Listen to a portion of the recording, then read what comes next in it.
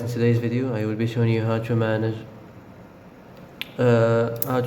communities notifications on your Messenger account easy and quickly. So first, enter Messenger.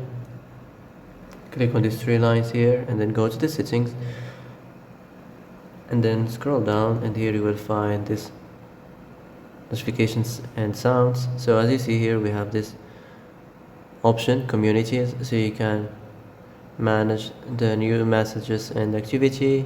This is adjusted for you, the invites. You can do whatever you want, so this is up to you. You can manage this as you like.